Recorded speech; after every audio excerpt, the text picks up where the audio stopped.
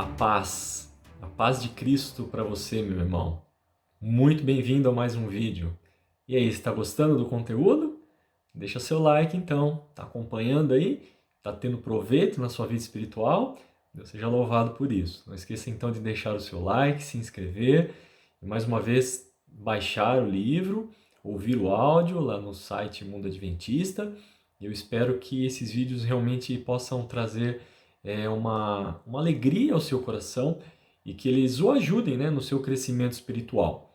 Então, como falamos no último vídeo, estamos tratando aqui do homem para o seu tempo, né?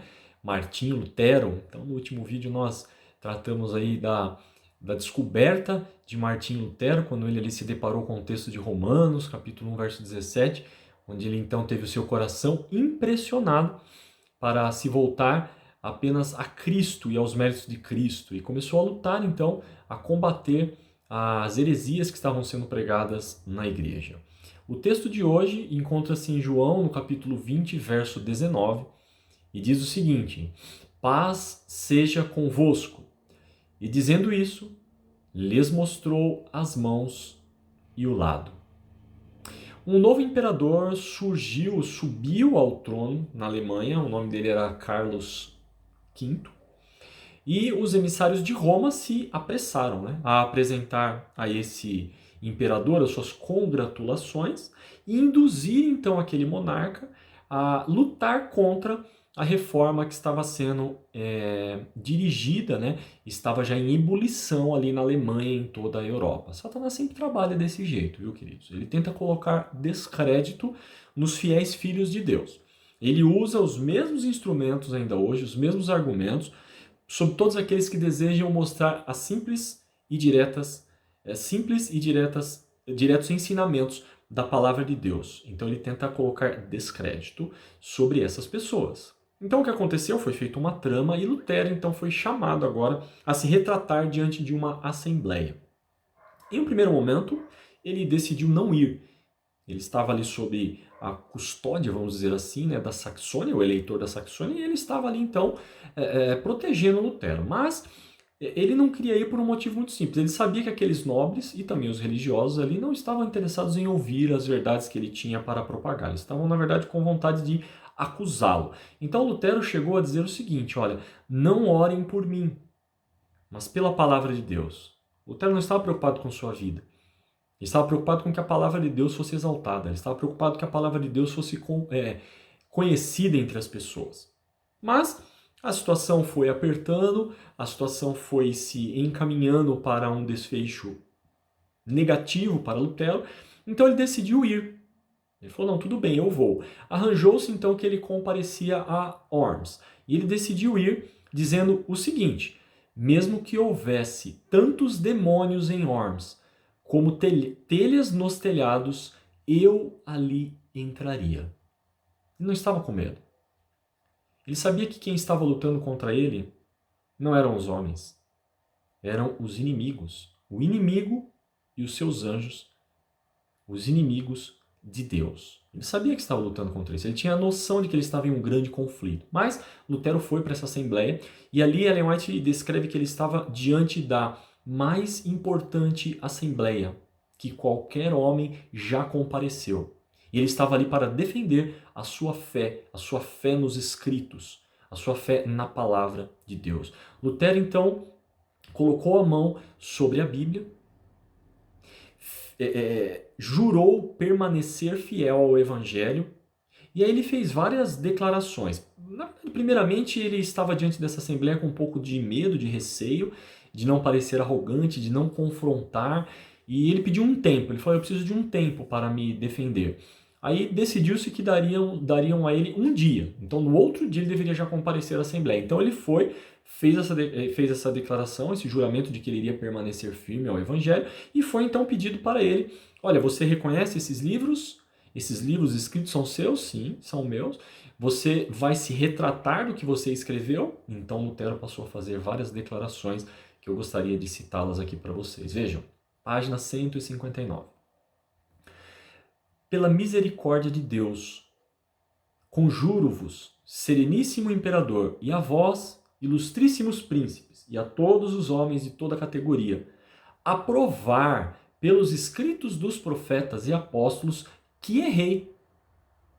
Logo que estiver convicto disso, retratarei todo o erro e serei o primeiro a lançar mão de meus livros e atirá-los ao fogo. Grande Conflito, página 159.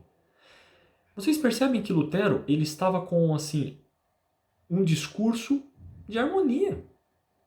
Olha, sereníssimo imperador, ilustríssimos príncipes, por favor, como eu estava dizendo, me provem pelos escritos dos profetas e apóstolos que eu estou em erro, eu preciso disso. Se vocês me provarem que eu estou em erro, não tem problema, eu vou queimar os meus livros, seria o primeiro a fazer isso.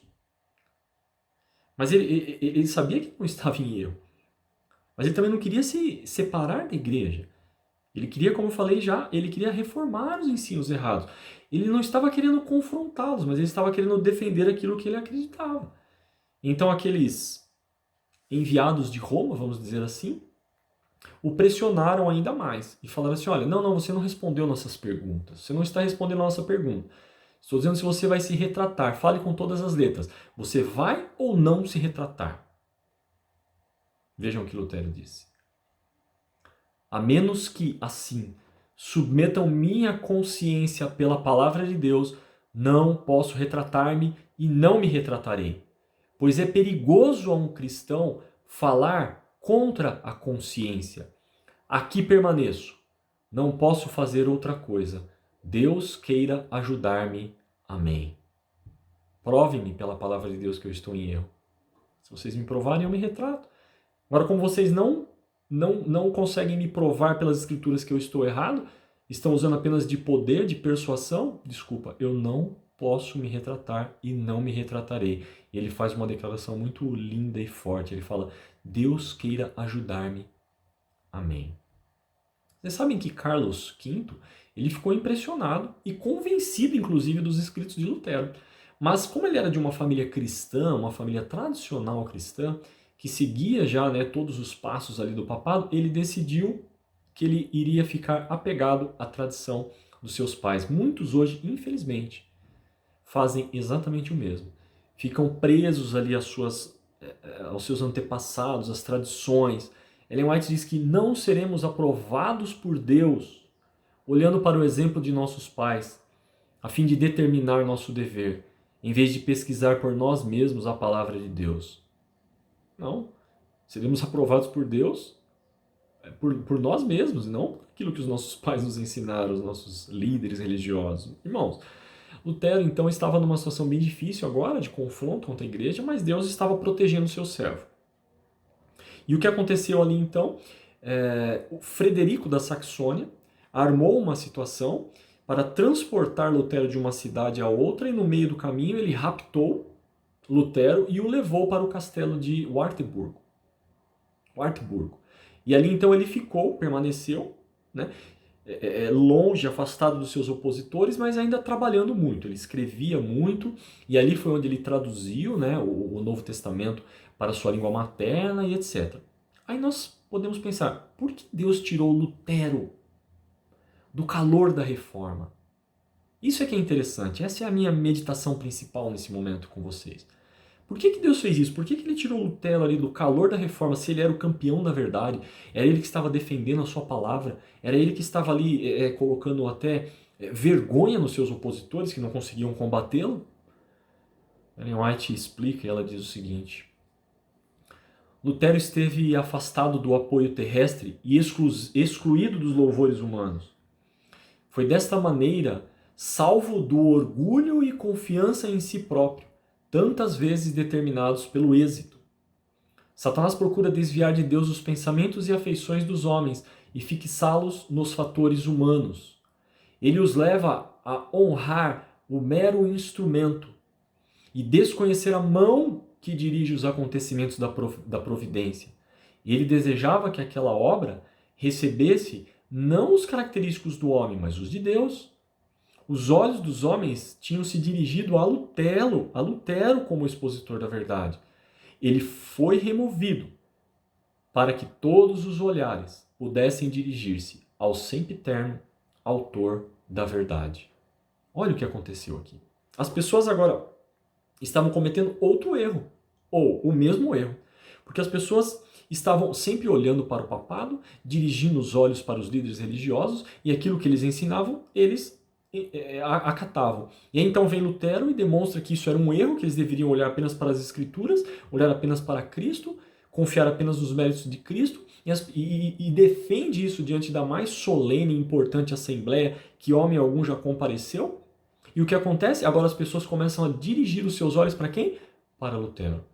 Satanás queria desviar os olhos das pessoas que Lutero estava tentando colocar em Cristo, desviar os olhos de Cristo para Lutero. E aí Deus faz o que então? Tira Lutero de cena. Tira Lutero exatamente para quê? Para que os olhos humanos pudessem ser dirigidos para Deus e não para os homens.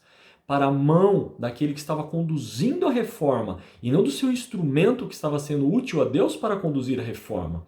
Deus queria remover Lutero daquela pressão popular que estava acontecendo e colocar os olhos, sabe onde? Sabe onde? No autor da verdade, que é Jesus Cristo. E eu volto agora ao texto inicial e assim eu vou concluindo o vídeo de hoje. Cristo, quando ele se encontra com os discípulos, ele pede assim para os discípulos: olhem aqui, olhem aqui do lado. Sabe o que Cristo estava dizendo com isso? Eu morri por vocês. Eu paguei o pecado de vocês. Eu sou o autor e consumador da fé de vocês. Vocês não devem nunca, absolutamente, em momento algum da história, desviar os olhos de mim e colocar os olhos em alguém. Lutero e a Reforma, nesse momento, sofriam exatamente ou estavam quase padecendo desse mal. As pessoas estavam dirigindo os olhares para Lutero, ao invés de dirigirem os olhos para Cristo. E Cristo se volta, tira o seu servo e fala assim, ó, olhem para mim, olhem para as minhas mãos. Queridos, por mais importante que qualquer pessoa possa ser nesse mundo, nenhuma delas pode substituir o nosso amor por Cristo Jesus. Ele é o nosso Salvador. Ele é aquele que consumou a obra na cruz do Calvário. Ele é aquele que intercede por nós hoje lá no santuário celestial. É Ele que voltará para nos buscar. Não podemos desviar os nossos olhos de Cristo. Esse é o objetivo dessa mensagem nesse momento. Que você coloque os seus olhos unicamente no Salvador, no autor da verdade. Descubra Ele através das páginas das Escrituras e tire os seus olhos das pessoas, por mais importante que elas sejam. Deus fez isso com Lutero, a pessoa mais importante da Reforma. Ele desviou os olhos das pessoas de Lutero para ele mesmo, porque é assim que a obra vai se concluir, permanecendo em Cristo, olhando para Cristo, caminhando com Cristo, dia a dia, nós teremos então a nossa caminhada rumo a Canaã celestial. Deus lhe abençoe, um forte abraço e até o próximo vídeo. Nos vemos em breve, se Deus assim permitir. Até mais.